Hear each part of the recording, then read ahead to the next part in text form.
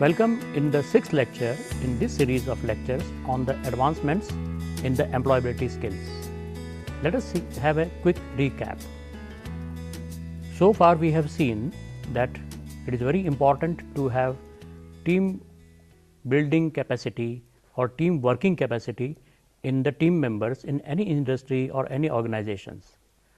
When we have to develop the team spirit, we have to do it in two phases.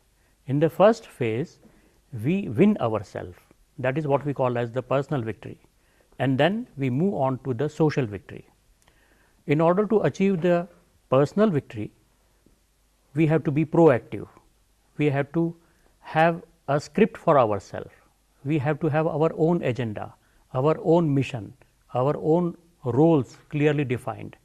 Once we do that, then we move on to the second habit of keeping the end in mind. Then we develop our character further by inculcating the habit of first thing first, that is to do the right things in the right manner. Once we have mastered these three habits, then we have achieved the personal victory. Then we move on to achieving the social victory. In order to do that, we have seen the fourth habit, that is to think win-win, and fifth habit of seeking first to understand and then to be understood. That was the subject matter of the last lecture. Now we move on to the next habit, that is of synergizing. Synergizing is the principle of creative cooperation. It is the principle of creativity amongst the group of individuals or group of team members. Synergy simply means that the whole is more than the sum of parts. When we have synergy, then 1 plus 1 may be more than 2, because individuals' aspirations, individuals' objectives, individuals' missions, individuals' roles, they club together and they co-create certain things which nobody might have visualized in the first place. So, synergy also means that the relations between the parts is itself a part of the relations, or it is itself the part of the total dynamics. So, the relationships, they act as catalysts, they empower whatever things we are doing, whatever projects we have undertaken, they act as an empowering and unifying agent. So, relationships have very important roles in achieving the synergy. We have seen in the last lecture that synergy is there all along in the nature. Whenever we talk about the symbiotism or symbiotic relations or symbiotic environment in the nature, for example, I have given you an example of a crow sitting on the back of a cow. So, the cow doesn't mind that crow. What the crow is doing, it is eating the small insects which are on the back of the cow or any other animal. So, there is a symbiotic relationships between this animal and the crow. The crow is eating, so it has its own agenda, it is fulfilling its agenda, and the cow doesn't mind it, because the crow is keeping her healthy. So, this kind of relationship in the nature is basically an example of synergy. There is a difference between the team members, and we value the difference. We do not want everybody to do the same things, to do exactly identical things. We know there is going to be different roles for different parts or different parties in an adventure. Somebody may be editing, somebody may be writing, somebody may be doing some other things. Everybody has its own role, and everybody's role is equally important. There is a difference, and we value the difference. We know the difference. Nobody says that my role is more important than yours or the other way around.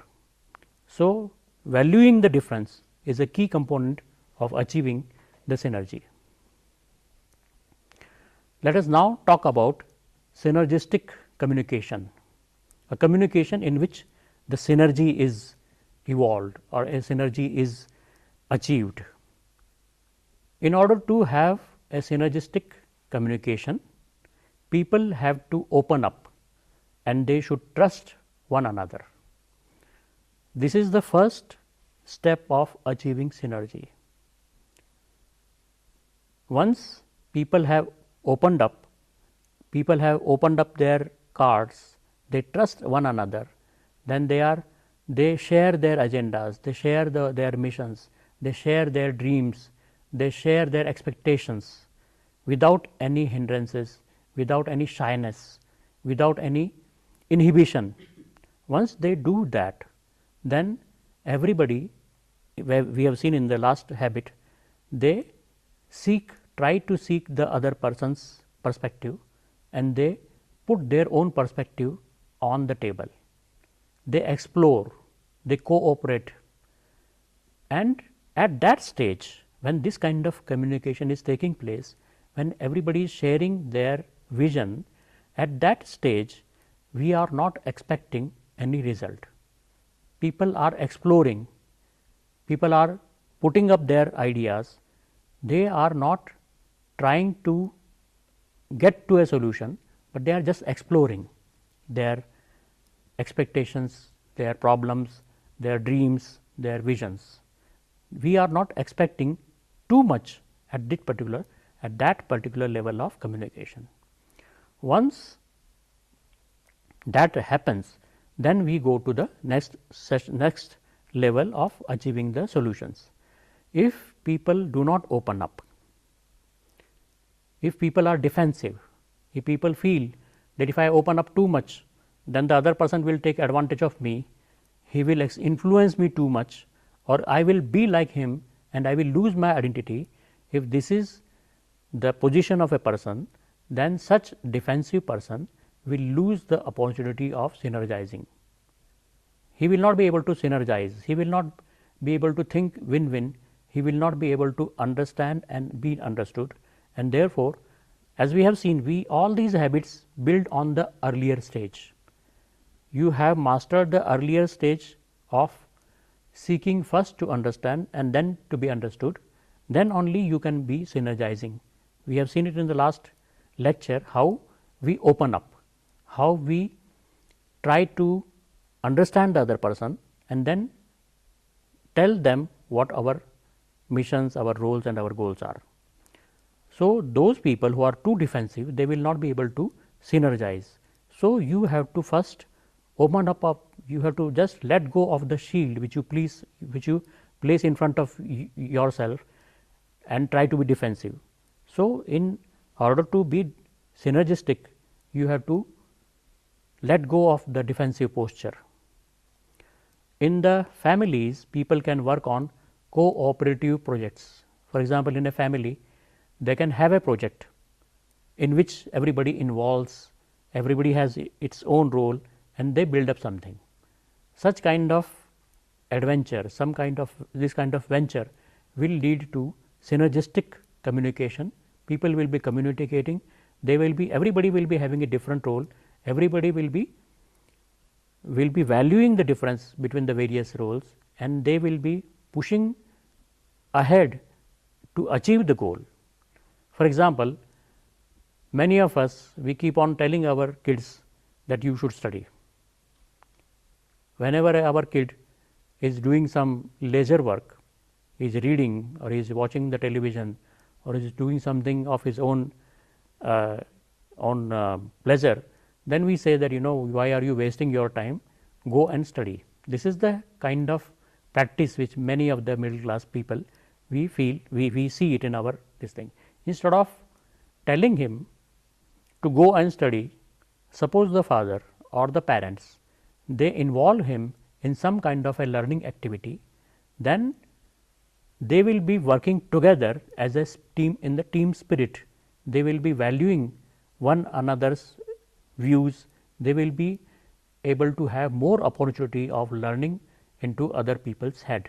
And such kind of things, when people are cooperatively working together, then there will be more synergy, there will be more unity, there will be more trust, and the emotional bank account of one another will build up like anything.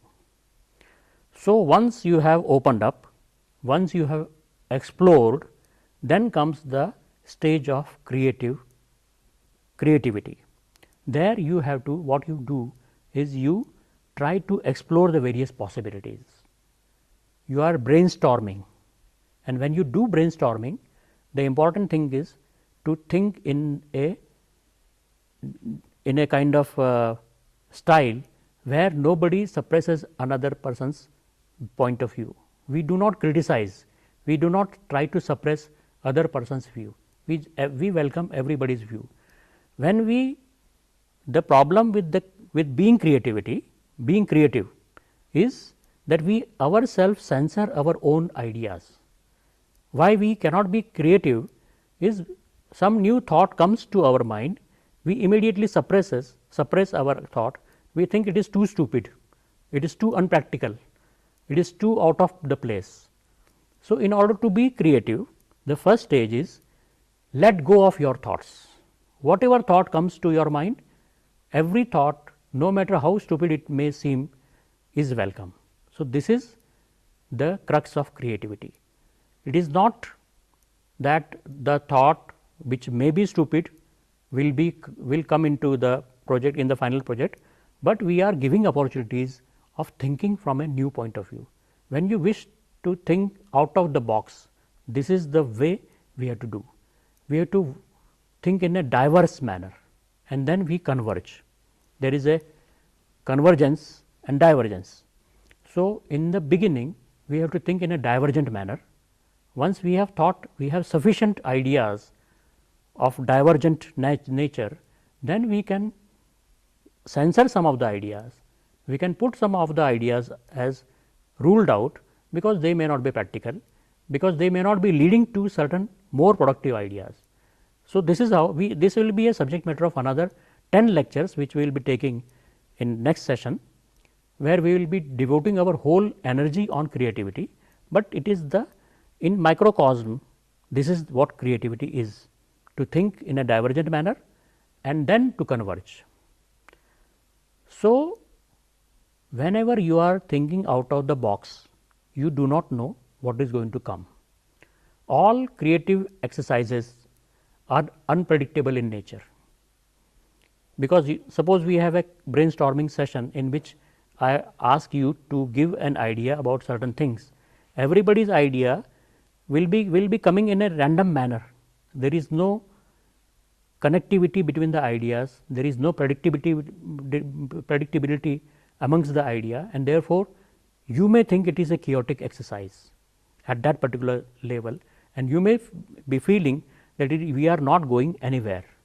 But when you come to the next stage of finding various win-win solutions, then you will be putting to the stop these kind of unpredictable things, and you will be coming to some solution which will be the best solution under the circumstances, which may be beneficial to everybody in the party.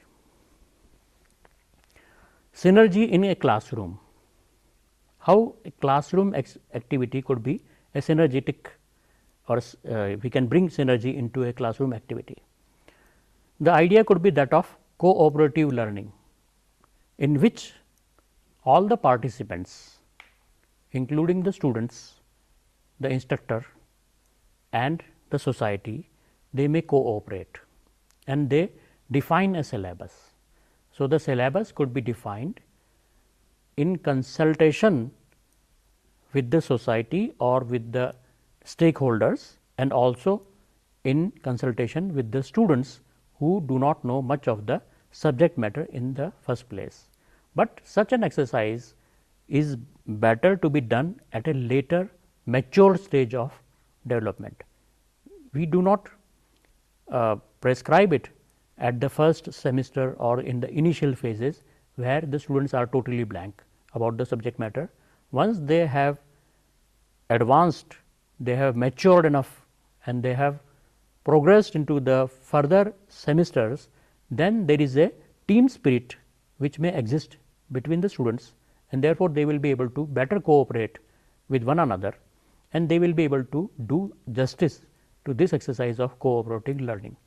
Cooperative learning does not mean to not to learn anything, or to learn whatever you please, or to learn whatever you are already comfortable with, that is not to learn anything new. It is to learn new things, but in a more flexible manner, in a more out of the box manner. If you want to do that, the first stage again is to build up the trust, to open up, to have emotional account which is more rich in trust, and then we brainstorm. When we do brainstorm, the idea is that the discipline is subordinated to visualizing. That means, we give more emphasis to visualization, we give more emphasis to creation of the ideas, and we give less emphasis to discipline. So, such exercise of brainstorming may look chaotic and may look indisciplined, but they are a necessary part of creativity. Once we have done that, then we share the ideas, and this sharing generates humility as well as respect. Once you share some of your ideas, maybe those ideas may be humiliating to you, in the sense that somewhere you might be, some student may be sharing his experience where he might have got defeated, or he might have got failed, or he might have got not successful or something like that.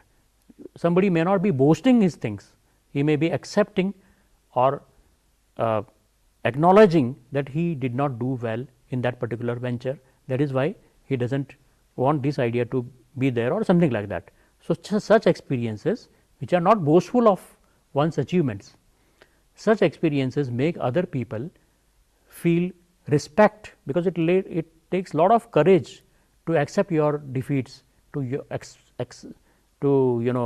explore or to tell, to express whatever problems you had in your mind, in your life, where you did not do well. So, it evokes respect in the mind of the other team members, and it also evokes the kind of humility in the mind of the other team member, that I am not probably this much courageous. So, this thing further generates a good trustful environment. Creativity, when it combines with the second habit of keeping end in mind, once we have done the brainstorming, once we have sufficient number of ideas, then we go back to the second habit of keeping the end in mind. So, what is our mission? What is our final goal? What is our visualization? That we again bring back to the focus, and then whatever these ideas have come up, we want these ideas to further generate newer ideas which are more practical, which are more closer to the end in our mind. And then this process, when we keep on going back and forth between H2 and H6, the second habit and the sixth habit, we will generate a set of solutions which may be more useful, more productive, more win-win kind of things. And this generates a very unique kind of an experience. This is an experience because it is a creative exercise where you had done lot of brainstorming, everybody had participated. Maybe it is not possible that everybody's idea may be there in the final draft, but everybody has participated, and this kind of exercise becomes a very unique kind of experience, and this experience further develops the problem solving technique. Many times we face the problem where the conventional solutions do not lead to the solutions. Conventional methods do not lead to the solutions. So, we need to have a revolutionary kind of solutions, and when we want to have a revolutionary kind of solutions, we are seeking a creative solution. So, these exercises further develop to our third block of this course. The third block of this course is that of problem solving technique, where again in the second block we are going to learn about the creativity. This block is almost coming to an end.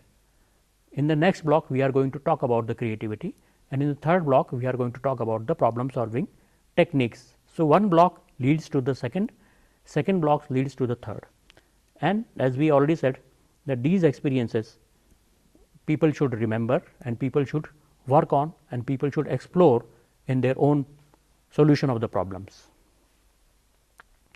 Now, how synergy can work in business?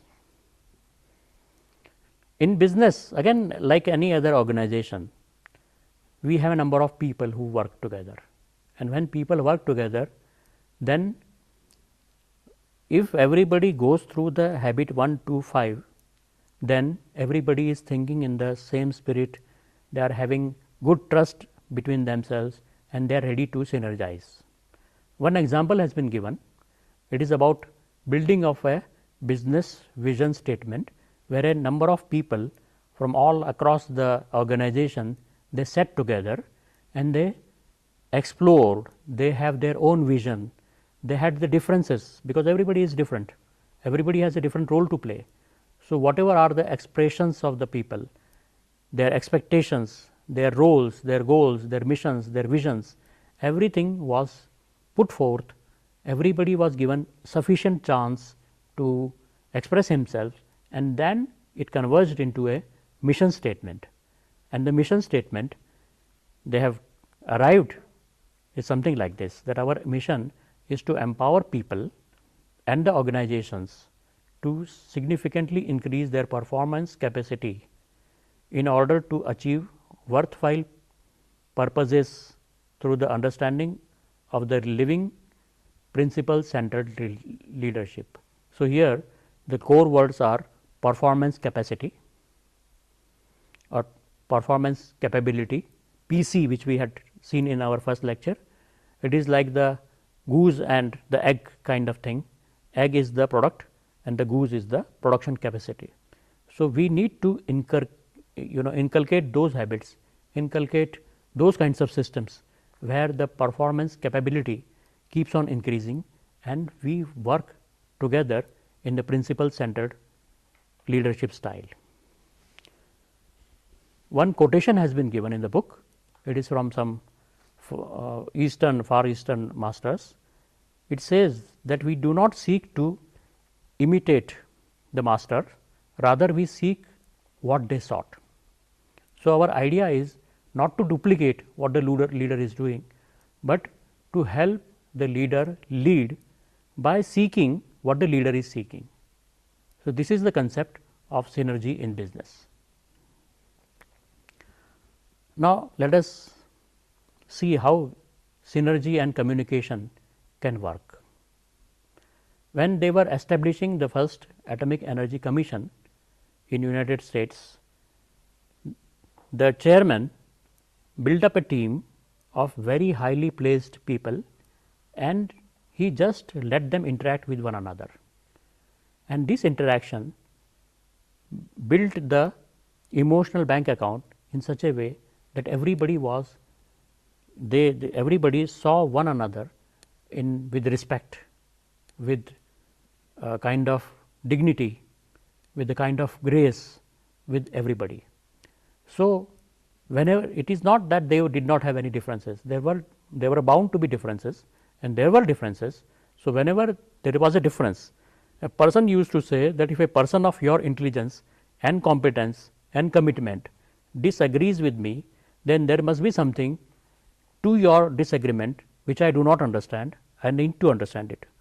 You have a perspective and a frame of reference, I need to look at it.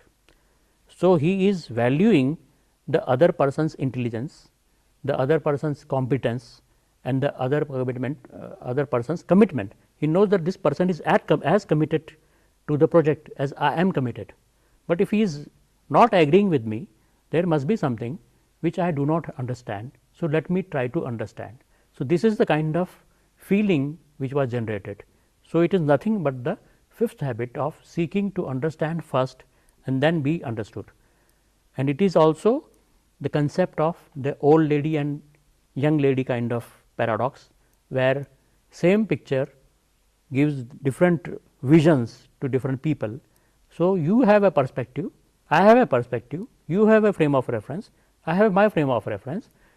we both may be right, but let me understand your perspective. Let me see how you are seeing the old lady while I am seeing the young lady. So, this is the kind of thing which generates trust, which generates a good team, and team building is what we are talking about. What happens in the relationship between the when there is a varying amount of trust and varying amount of cooperation? There is a diagram given in the book in which something is plotted on the x axis, something is plotted, and y axis something is plotted. Cooperation and the trust, they are plotted against one another. So, the idea is like this, that when you have low trust and low cooperation, you have a defensive style. You are having the win lose kind of mentality or lose win kind of mentality. You are not having the win win kind of mentality. You are either defensive, you do not want to open up, because you have low trust and you do not wish to cooperate. Since you do not have the trust, you do not want to cooperate, you do not, and you are not wanting to cooperate. Therefore, you are holding your cards to your chest. You are not opening up your missions, your visions, you are not communicating in the proper manner, you are defensive. When you have medium trust and medium cooperation, you have a compromise. You have medium trust, that means you are not 100% sure about the other person's motives. You may be afraid of him a little bit, but it is better than the previous one. Probably the trust wise you are better than the earlier exercise of low trust. So, what you do is you compromise. You say, okay, you want these many things, I want these many things, let me sacrifice little bit, you also sacrifice little bit, and therefore, suppose I want 1 and you want 1, our 1 plus 1 does not make 2, it makes 1.5.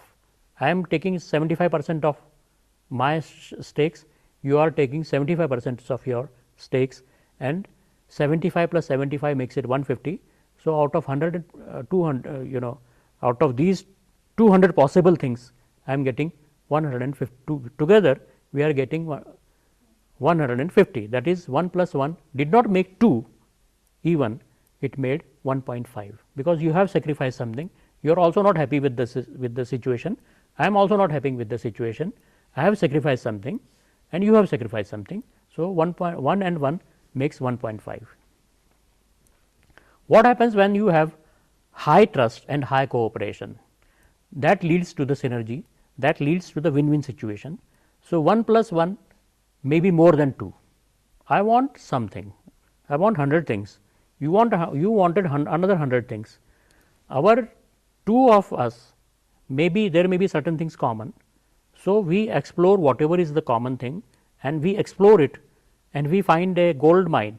Maybe we find something which we did not, those 100 things whatever I had in mind, even something which is more than that 100 I could take as a jackpot. So, this possibility of finding a very high yielding solutions is possible when both of us have trust. Whenever we sit in a committee, when there is a atmosphere of trust among the people, then we are not possessive of our ideas. We do not say that whatever I am saying must be there in the final draft. I am open to your ideas, you are open to my ideas, and therefore, new ideas come up which neither of us had thought. This is the beauty of synergy, this is the beauty of teamwork. So, the solution which we arrive at, there may be multiple solutions, just as there are multiple perspectives in the old lady and young lady. Similarly, there may be alternatives in the solutions also. The example has been given in the book is that of a case where there is a family and the father and his sons, the kids, they are planning a vacation to some place where they have prepared, they have done all exercises, they have bought some boat, they have put some money into the camp where they would be placing themselves. There is a lake and there is some camp area which they have hired. they have put up money, they have put up resources, they have planned their things whole along the year, and the mother, the wife of the husband, she has a mother who is ailing and she is living with her sister, and she wants to visit her during the vacation. She wants to visit her mother, so that her sister could be relieved and she could take care of her mother. Now, there is a contrast and there is a conflict. If you go to vacation, you will not be able to go, she will not be able to go to her mother, and if they split, again there will be that would be a compromise. A solution could be that 3 of the 2 kids and the father will go to the vacation, and this lady will go to her mother and take care of her mother, but that would be the compromise solution. That means neither of would be happy. They will be, the kids also want their mother to be part of the adventure, the excitement in the vacation, which they will be missing. So, either party would be losing. So, if when both the parties stick to their points of view, there is a clashes. There will be clashes of any kind you can imagine, that the father will say that I have been planning for this vacation for 1 year and you are spoiling it or something like that, and the mother will say, the lady will say that I have to my mother is more important than your vacation or something like that. You can always imagine what kind of dialogue may take place when there is a clash, when the people stick to their point of view. But if the people sacrifice, suppose they say that okay, suppose they take totally opposite view without really meaning it. Suppose the father says, the gentleman says that okay, let me cancel the vacation, let us go to we will all go to and we will take care of your mother.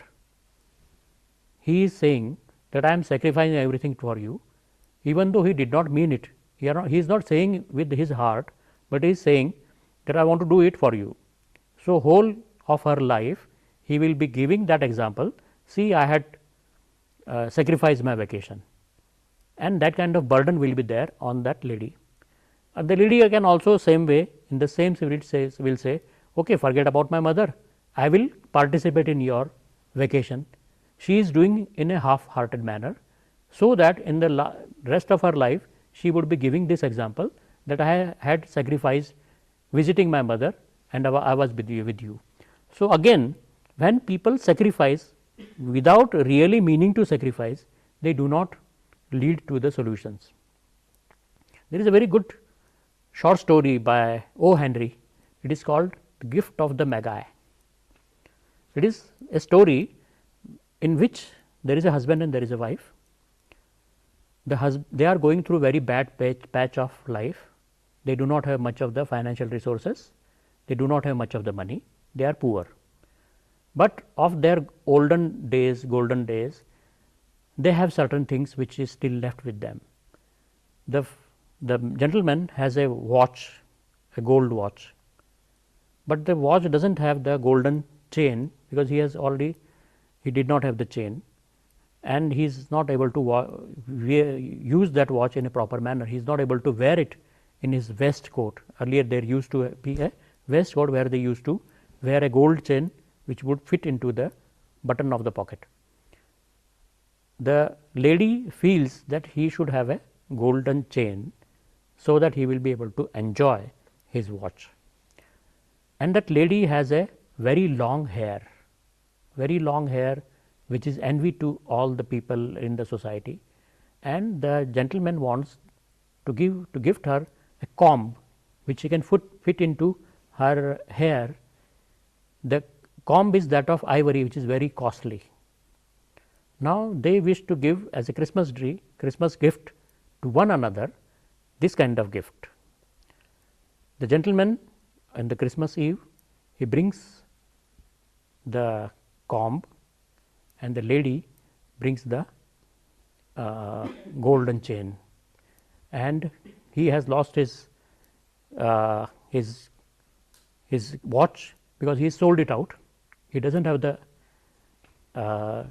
money, so he has sold out his watch, and she has sold out her hair. So, it is a very touchy story. So, when you sacrifice without meaning it or with meaning it, even then you do not have the solutions. Had they communicated maybe this kind of solution, they might have arrived at a very good solution. So, when parties empathize and they are creative, they synergize, and that leads to a good solution. So, in this particular case, the solution could be the mother staying with the camp with together. So, they are enjoying both their ideas. Now, we have seen that there are two hemispheres in the brain, left hemisphere and the right hemisphere. One hemisphere takes care of the creativity, other is more discipline oriented. And when the exercise which we have narrated just now, it has the beauty or the contribution of both the hemispheres, the hemisphere of the left hemisphere as well as the right hemisphere. You have to be creative, you have to be more forthcoming, you have to be more random, as well as you have to be disciplined in phases. In the first phase you are random, in the second phase you converge. In the first phase you diverge, in the second phase you converge. So, it is a synergizing is a whole brain exercise. When a person has the access to the both intuitive, creative and visual right brain and the analytical, logical, verbal left brain, then the whole brain is working. In other words, there is a psychic synergy which takes place in his own head, and this tool is best suited to the reality of what the life is, because the life is just not logical, it is also psychological or emotional. So, just as we have seen the synergy taking place amongst the group of people, there is also a intrapersonal synergy. Intrapersonal means within oneself, within your own psychology, within your own body, within your own personal experiences. So, at times, suppose even if you are not working in a team, at time when you are thinking yourself, probably you can use this kind of principles, these kinds of methods to excel yourself in your own personal agendas. Now, there is a concept of driving and restraining forces. In a car, there is a brake and there is an accelerator. The accelerator is to drive the car in a forward manner, but if the car is moving too fast, and even if you do not accelerate, even then it is moving more faster than you can manage, then there is a brake. But you do not put the brake and the accelerator at the same time. You do not keep the accelerator running and at the same time you are putting the brake. You do either of the two. When you are using the brake, you are not using accelerator, and similarly the vice versa.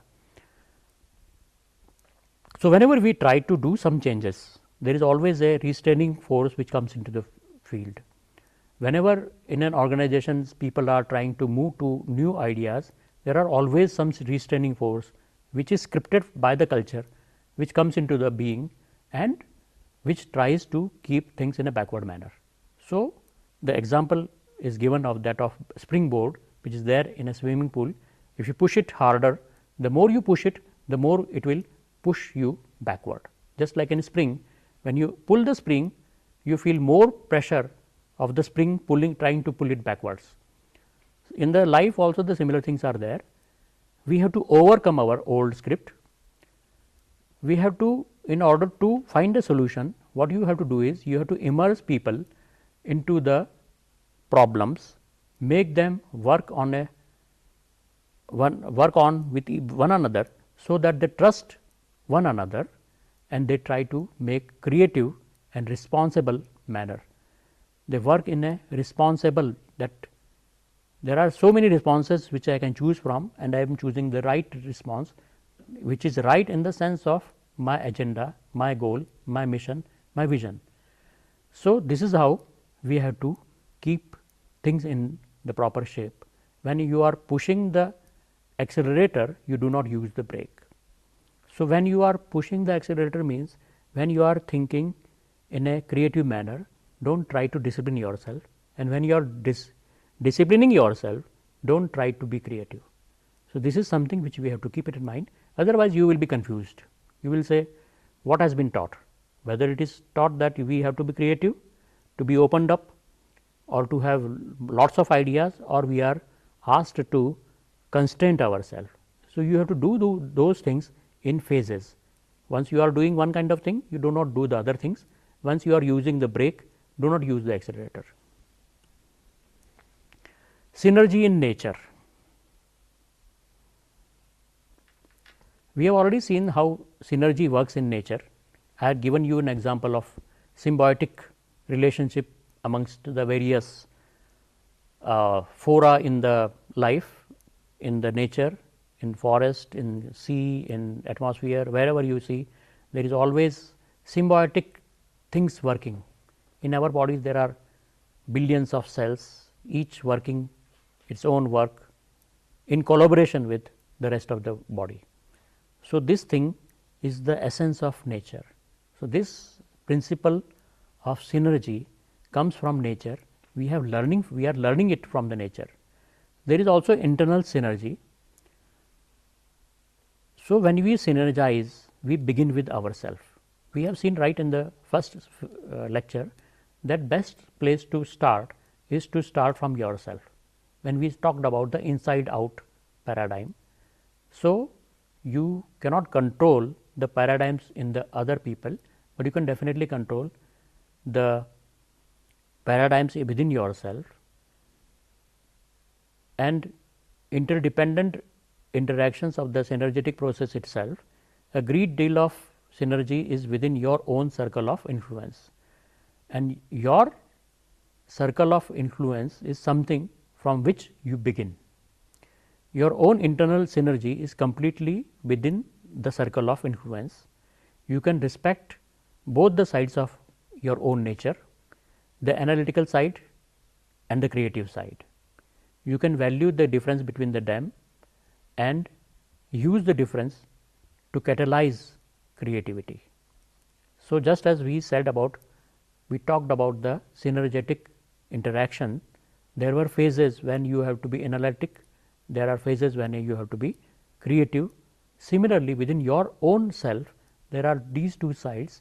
You have to value the difference between these two sides. You have to work on these two sides in the same time, but in a systematic manner.